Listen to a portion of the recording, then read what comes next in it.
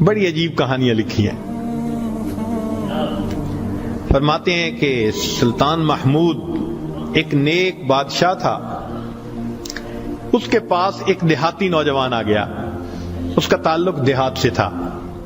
تعلیم بھی نہیں تھی, کچھ ایسی تربیت بھی نہیں تھی, مگر بادشاہ کے دربار میں آ کے جب خدمت پہ لگا تو اس نے اتنی اچھی خدمت کرنی شروع کی کہ تھوڑے دنوں میں بادشاہ کی آنکھوں میں بڑا درجہ پا گیا. بادشاہ نے اپنے مقرب بندوں میں شامل کر لیا. اب جو پہلے سے مقربین تھے نا, وہ بہت جیلس ہوتے تھے. ہم بڑے خاندانوں والے اور بڑی عقل سمجھ والے, تعلیم والے, ہم بادشاہ کے مشیر تھے. یہ کل کا نوجوان پتہ نہیں کہاں سے آ گیا دیہات سے اٹھ کے کہ بادشاہ کی اس کے اوپر بڑی خاص نظر پڑتی ہے. چنانچہ انہوں نے پروگرام بنایا کہ ہم بادشاہ سے موقع ملنے پہ بات کریں گے. انہوں نے بات کی کہ بادشاہ سلامت, جو محبت کی نظر اس کی طرف اٹھتی ہے وہ ہمارے اوپر نہیں اٹھتی.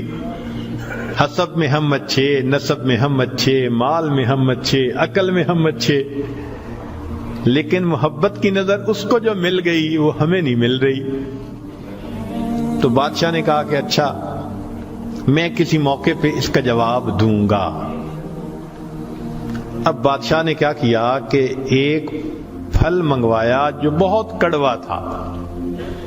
کاشیں بنوائیں اور کاشیں ان سب لوگوں میں تقسیم کر دیں جو اعتراض کرنے والے تھے, اور ایاز بھی وہیں بیٹھا تھا.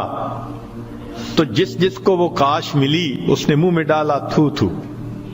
بادشاہ سلامت بڑا بہت کڑوا, توبہ توبہ بہت کڑوا. سب نے اپنے منہ سے وہ پھل نکال دیا اور کہا کہ بادشاہ سلامت یہ بہت کڑوا ہے. تو بادشاہ نے جب ایاز کو دیکھا تو وہ مزے سے کھا رہا تھا. تو بادشاہ نے اس سے پوچھا کہ ایاز, یہ کاش میٹھی ہے جو اتنے مزے سے کھا رہے ہو؟ اس نے کہا بادشاہ سلامت ہے تو کڑوی, کھاتے کیوں جا رہے ہو؟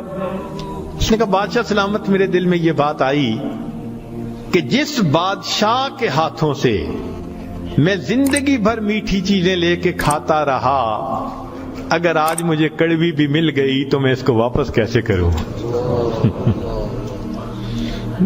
عمر بھر میٹھی چیزیں لے کے کھاتا رہا, آج کڑوی بھی مل گئی تو واپس کیسے کروں؟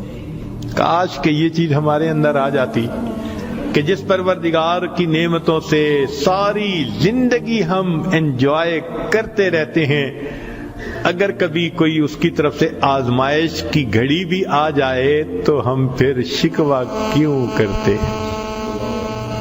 اب بادشاہ نے سوچا کہ بھائی یہ لوگ جو بہت اعتراض کرنے والے تھے نا, ان کے سامنے کوئی اور ایسا ہیلا کرنا چاہیے کہ ذرا ان کو بات سمجھ میں آ جائے. تو ایک دن بادشاہ آیا اور اس نے کہا کہ دیکھو بھائی, آج میں تم سب کی عقل کا امتحان لوں گا, تمہارا آئی کیو لیول دیکھوں گا کیا ہے, اور میں دیکھتا ہوں کہ کون اس میں پاس ہوتا ہے. اب جب بتا دیا تو سب بڑے محتاط ہو گئے. بادشاہ نے ایک موٹا سارا ہیرا دکھایا, دیکھو یہ کتنا قیمتی ہے, کتنا چمکدار ہے, اور ایک ہتھوڑا بھی ساتھ دیا, اور پہلے کو کہا کہ جی لیے ذرا ہیرا جو ہے توڑ کے دکھاؤ. اب وہ سمجھ رہا تھا کہ بادشاہ نے ہم سے امتحان لینا ہے ہماری سمجھداری کا. تو اس نے کہا بادشاہ سلامت یہ ہیرا تو بہت قیمتی ہے, اتنے کیرٹ کا, اور بالکل بے عیب ہے, کوئی فلاں نہیں, فلاں لیس ہے, لہذا اس کو تو نہیں توڑنا چاہیے. بادشاہ مسکرایا, کہنے لگا ہاں بہت اچھا. تو وہ سمجھا کہ بھائی میں نے بادشاہ کو کنونس کر دیا, چنانچہ دوسرے کو دیا, اس نے بھی اسی قسم کی لاجک, تیسرے کو دیا, اس نے بھی لاجک.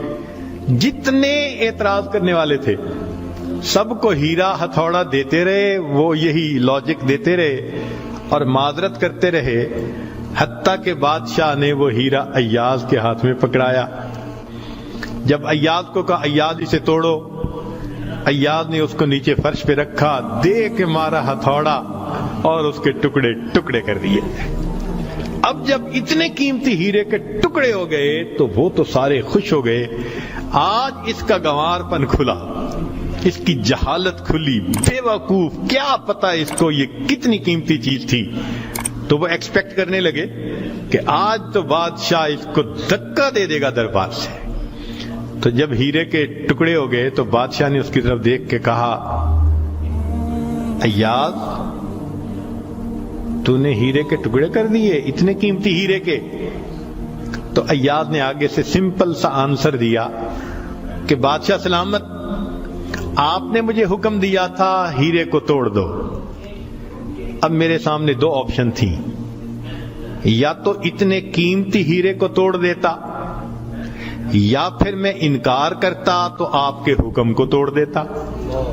میری نظر میں آپ کا حکم ایسے سینکڑوں ہیروں سے زیادہ قیمتی تھا، لہذا اس کو کم قیمت سمجھتے ہوئے میں نے آپ کے حکم کو نہیں توڑا، میں نے ہیرے کو توڑ دیا۔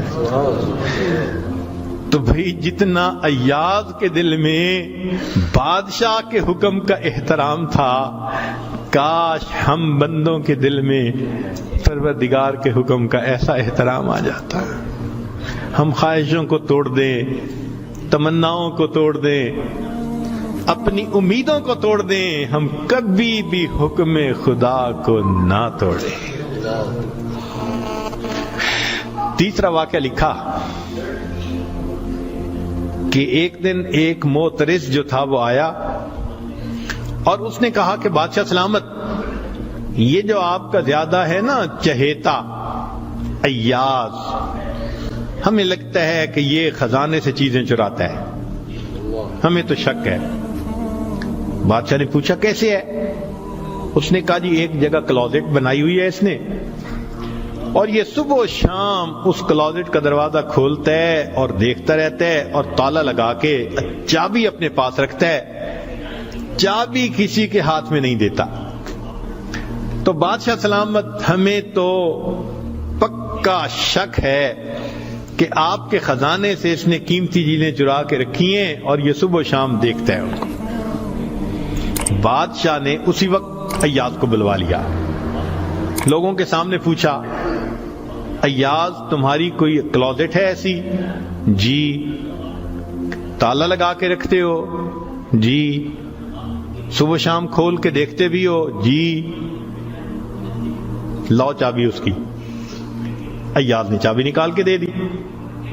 بادشاہ نے ایک آدمی کو بھیجا کہ جاؤ اور کلوزٹ میں جو کچھ پڑا ہے سب اٹھا کے یہ کہ لے کے آؤ۔ اب جب وہ گیا تو ایاز تو مطمئن کھڑا رہا، مگر معترضین بڑے خوش ہوئے، آج پکڑا گیا، آج سمجھ لگے گی بادشاہ کو یہ کیسا بددیانت انسان۔ تھوڑی دیر گزری تو جو گیا تھا وہ تالا کھول کے کیا دیکھتا ہے کہ اس میں ایک پرانا سا لباس ہے اور ایک پرانا سا جوتا رکھا ہوا اور کچھ بھی نہیں۔ بڑا حیران ہوا، اس کو یہ صبح بھی دیکھتا ہے شام بھی دیکھتا ہے۔ وہ اس کو لے کے بادشاہ کے پاس آیا۔ بادشاہ سلامت، کلوزٹ میں یہ دو چیزیں تھیں۔ بادشاہ نے کہا ایاز بس یہی کچھ تھا؟ جی یہی تھا۔ ایاز یہ تو اتنی قیمتی نہیں کہ تم ان کو تالے میں رکھو اور صبح شام اس کو جا جا کے دیکھو۔ ایاز نے کہا کہ بادشاہ سلامت میرے لیے قیمتی ہے۔ پوچھا کیوں؟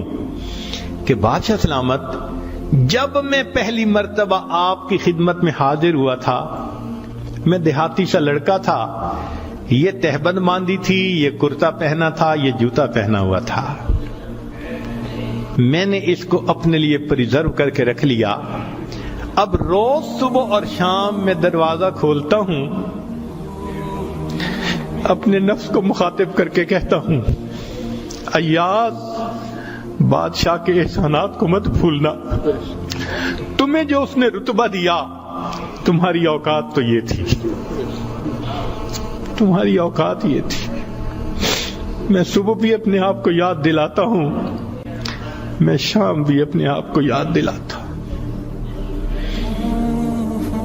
مولانا لکھتے ہیں کاش کہ یہ صفت اللہ ہمیں بھی عطا فرماتا. ہم بھی اپنے ابتدا کو دیکھتے، کیا حال تھا، کیا ہماری اوقات تھی، اور آج اللہ نے اپنی رحمتوں سے، نعمتوں سے، برکتوں سے کس طرح ہمیں مالا مال کر دیا. ہم بھی اپنی بنیاد کو یاد رکھتے ہیں. تو اگر ایک دنیا کا غلام اپنے مالک کے حکم کو اتنا قیمتی سمجھتا ہے تو ہم تو اللہ کے ویسے ہی بندے ہیں، غلام سے بھی ایک درجہ نیچے. ہم تو اللہ کی ملک ہیں، مخلوق ہیں اس کی. لہذا ہمیں چاہیے کہ اللہ رب العزت کے حکم کی عظمت کو سامنے رکھیں. ہمیشہ خیال رکھیں کہ حکم خدا کبھی بھی ٹوٹنے نہ پائے.